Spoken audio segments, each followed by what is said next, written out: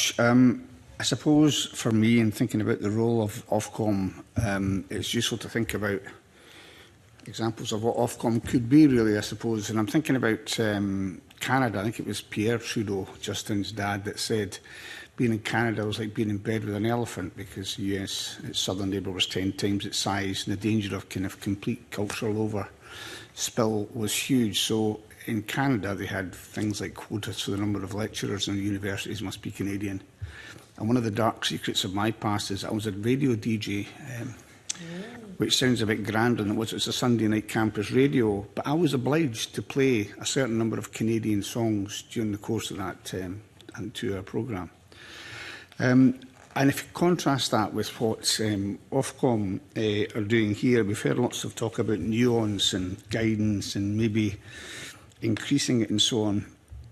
But Ofcom agreed with the BBC last year when they decided to reduce news output by, I think, half, from 250 hours to 125. George Adams mentioned what's happened to radio in Scotland in terms of feeling like it's a local radio, which it does not feel like anymore. They've also had the situation, I mean, I started campaigning in 2007 to have Scottish football matches free to air. It took a long, long time before that got anywhere. And when it did, we had the absolute fiasco of the Greek match, you know, where the sound didn't work, the coverage didn't work. So out of touch were they from doing that kind of thing, the BBC. You have no target for Scotland for Channel 4, and you seem to be content with that. So I suppose, and I understand the point that Ofcom is the creature of Parliament, the UK Parliament. And if it decides that you're going to be toothless, as George Adams put it, then that's what you have to be, and you have to work within that. But just for a specific question, over the last 5 years, you may have covered this, and it may be in the briefing, but I couldn't see it. What has been the record of the BBC in terms of the 8% that it's, I wouldn't say obliged, but it's asked to deliver in terms of content from Scotland? And do you make any distinction between something like Traitors, which, and I heard the explanation earlier on, but it's not Scottish in any meaningful way apart from the venue that it's filmed in? What is the BBC's track record over, say, the last 5 to 10 years in terms of the 8% requirement? I don't have the data going back that far. I do know that in the last couple of years they have met their quotas. Going further back, I don't have the data to hand, but we can provide that. Yeah, I mean, so it is an obligation. That's an important thing to say. So it is part of the operating licence that Ofcom sets for the BBC, the 8% on spending hours. And Christina's right. I think since we assumed, so bear in mind we didn't regulate the BBC until 2017. So it's been over the last eight years. We've not had an instance where it has not met the 8%. And on the issue of what counts as, I forget what the obligation is it production based in Scotland or whatever it is? There's three. There's a substantive base, there's production spend, and there's off-screen talent. They're the three buckets, if you like, of criteria. I think the point that was made when you had the cast and employee representatives of River City here is what the BBC are doing essentially is doing away with almost like a cultural college where, you know, sound recordists, camera people, production staff, actors and actresses can get their start in Scotland. That's going by the board, which seems to be a huge loss. But going back to the example used of Traitors, and you mentioned that, well, there was no history in Scotland of having, I forget how you termed it, a live... high-end reality show, I think. Reality show, yeah. That's what condemns the track record, the fact that we had no talent to do that. And then to compound that by saying, we're going to allow BBC or whoever to do this, whoever produced it to do this, because we don't have those kind of staff. That's what happens when you don't invest. And that's the purpose. You would think that, I would have thought that Ofcom would have a vested interest in making sure that the cultural capacity in terms of the media in Scotland was sustained and sustainable. And that's, the Traitors are an example of the fact that did not happen. You didn't have people involved in that. Do you have a remit, or are you concerned about the decline in the cultural capacity? And I'm talking across all the skills and trades as well as the actors. And I'll let you answer that question. I'll come back to my last question. I'm not convinced that there's been a decline necessarily. I mean, the numbers show that the production capabilities here have doubled, as Glenn said, over the last few years. But not a single person with the ability to do high-end live reality shows. Yeah, I mean, Well, not a single person. I think there are small. I think you're right that the numbers are small, but I think there unquestionably have been people that are capable of doing that. But I guess part of the point of wanting it to be made here is that what you can do is get that pipeline to have the talent to be able to do more and more of this. So that when they become returning series, what you have is more people that are locally based making that content.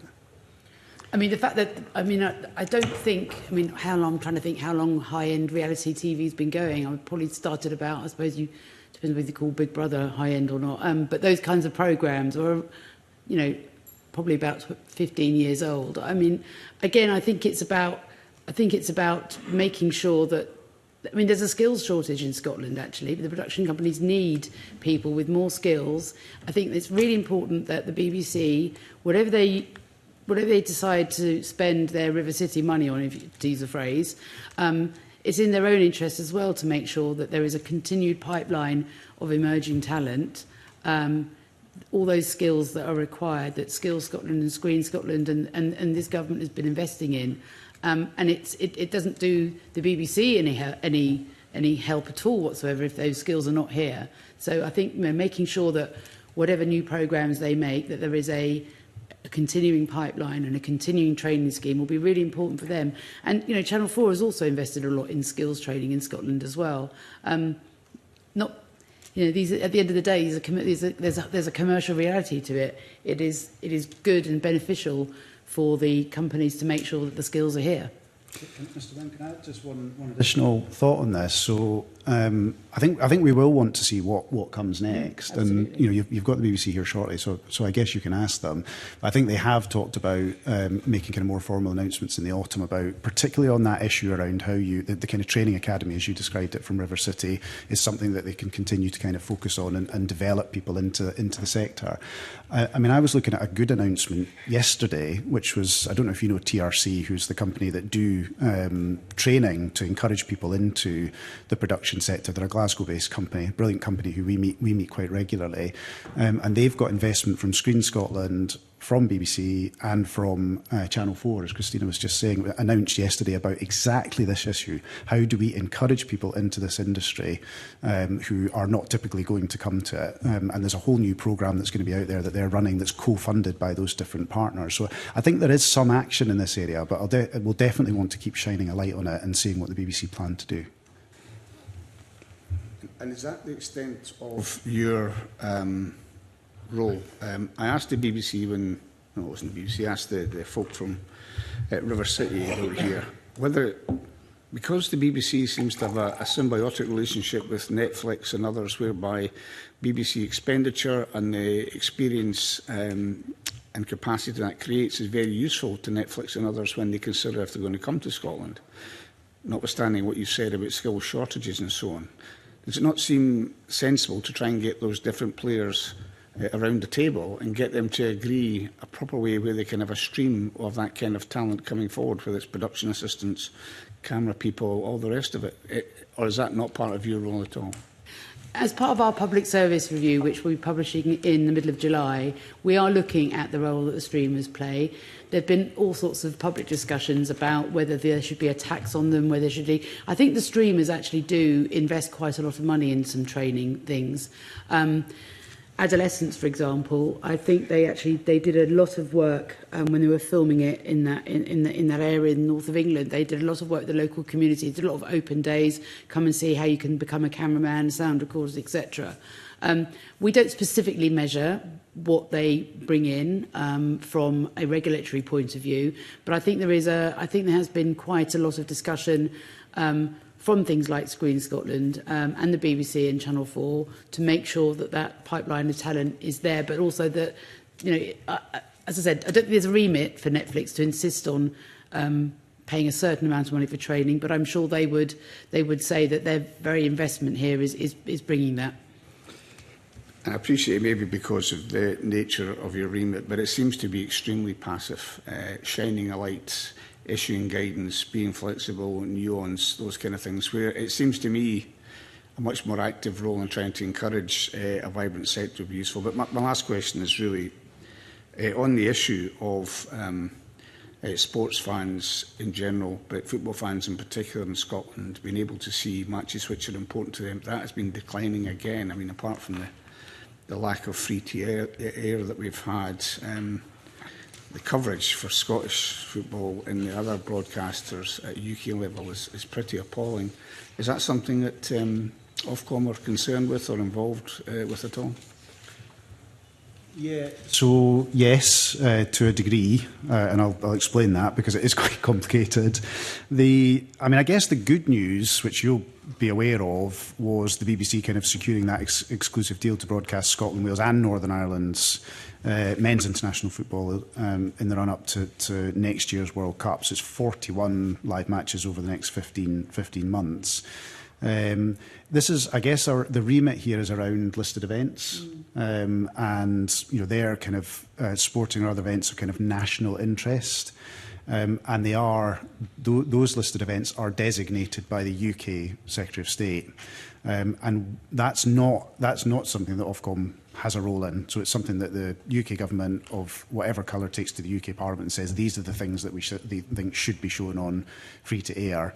And then the job for us is to look at the kind of the acquisition of exclusive rights, and are the organisations that have bought them, have they done that in a fair way, and then give consent to them to be broadcasting if we feel that they have, and that's the kind of limitation of our role. So, but we've heard these sorts of arguments for quite a long time, and it's one for the governments to have a conversation and say, are there things that we think we need to change about the list of kind of designated things that are deemed to be of national significance, and it's a choice about what they then put on that. And if they do decide they want to add things like Scotland's men's international matches, for example, then we would come in and do the kind of regulatory function that we're asked to do under the regime. And I get the fact that you're a regulator and you don't have this power, but the idea that Westminster governments now for decades, I think, have refused to list Scotland's men's, you could argue women's football team events, and so people in Scotland have to watch England play Albania and they can't watch Scotland play Spain or whatever it is. Yeah. That doesn't concern you as an organisation then? Well, look, I think we're obviously, if it's free to air, that's a positive thing for audiences.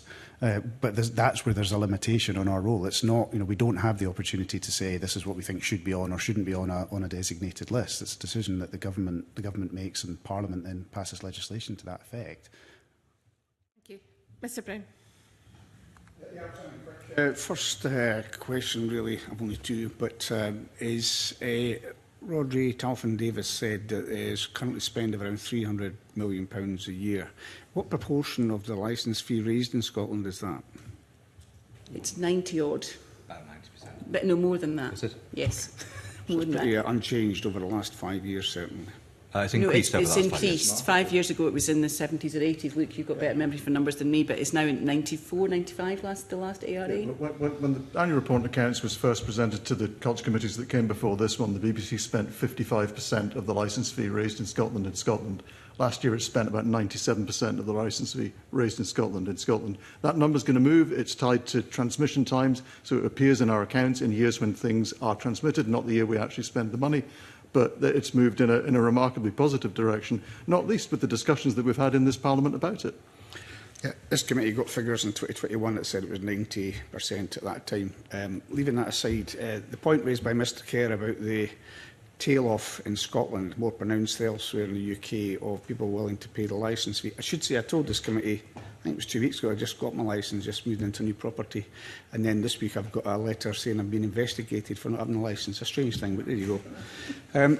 I'm just going to venture some reasons why that might be the case, and I'd be interested in your view on it. First of all, in relation to small things, maybe seem trivial, the almost constant overruns of UK programmes which eat into programmes which people want to tune into in Scotland, usually news programmes, but I can think of a sports programme, rugby, England rugby match, women's rugby match, that stopped coverage of the early parts of the Scotland-Greece football match.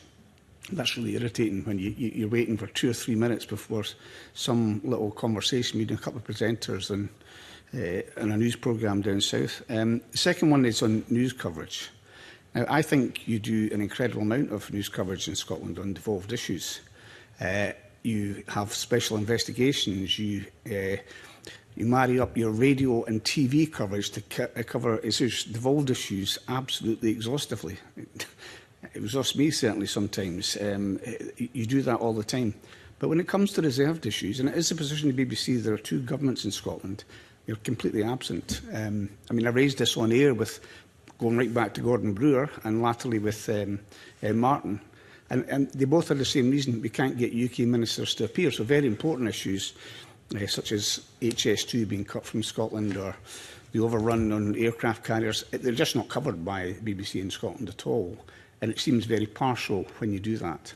And the third point is on sports. I mean, I mentioned earlier on, we talked to Ofcom. I've campaigned since 2007 to have the Scotland football matches deemed to be part of the crown jewels or listed events, and it's not happening. I know that's not in the gift of the BBC. But when you did eventually get a programme with a Scottish match, it was appalling. The production of it, it was late, you missed the early part of the proceedings, there was no commentary at all, you allowed the overrun from a previous one, and it was because it was on pitch, as you did for the Cup final on Saturday, rather than the studio-based one. So I think those things, to me, and certainly going by my mailbag, are reasons why people are losing faith in the BBC in Scotland, and I'd be interested in your views on those points. Well, everyone we meet has something to tell us, as you can imagine. This job doesn't make me short of opinions on things that we do well or less well. On the politics point, we are absolutely committed to covering everything that impacts Scotland. So, I don't think that we are ignoring reserved issues. If they impact Scotland, of course not. And also, we cover these things across the UK in our programming as well. Oh, but that's not the point, covering it across the UK. It's covering it in Scotland because there's a government active in Scotland that's impacting on Scottish people, and you don't cover it. I can give you 100 examples of things that you've not covered, reserved issues which impact directly on people of Scotland. Well, most of our programme, we have some specific television programme which is about Scottish issues, but all of our news programme, we've expanded the number of news programmes we make. As you say, we make extensive news coverage. We've just launched News at 7, we've just launched Scotcast, 3 hours of Good Morning Scotland in the morning. The point of those programmes is to view the world through the prism of a Scottish audience, the world and the UK and Scotland, probably in reverse order. So we are absolutely committed to covering everything that impacts Scottish audiences. So, if you have some specific examples, I'm really happy to take them away. But it is clearly our ambition in our news coverage to look at the world, to look at Scotland, to look at the UK and to look at the broader world through the prism of the eyes of a Scottish audience. And that's what we try to do. So, as I say, I'm very happy to take some specific examples away. The other ones, there will always be scheduling issues and overruns. On Saturday, we knocked half the schedule out to cover extra time and penalties for the Cup final. That will always be the case, and not everyone is going to be happy with those decisions, but we make those decisions based on what we think are the best needs. There will always be things that overrun. I think that our job to get people to pay the licence fee is to create the sort of programmes, the sort of coverage. Scotland International's case in point, I know how important football is to a Scottish audience. It was absolutely worth fighting for those, irrespective of the Crown Jewels argument, which is not mine to have. Our job is to create the best content. I don't think that people stop paying the licence fee because of things around the ages. I think that our job is to make sure that we are delivering content that they want to watch. And whether that's in the drama sector, whether that's in the sports sector, whether that's, as you say, in the news sector, we are increasingly important at the moment in the world of news. I take my responsibilities in that really seriously. Those are the kind of arguments with the public that we need to win that make us feel like that we are worth paying for. For his answer. He may know that at the recent meeting of the CEEAC committee of this Parliament, Professor Paquan of the Quebec National School for Public Administration confirmed that arrangements in Canada allow the Quebec National Assembly to make decisions over economic immigration which meet their specific needs, and this has produced substantial economic benefits for Quebec and for Canada. Does the Cabinet Secretary agree with me that similar powers for the Scottish Parliament would allow us to address the issues that we face under current UK Government policies, such as the declining population and skill shortages that the Cabinet Secretary mentions? And in the absence of the reform of the immigration system,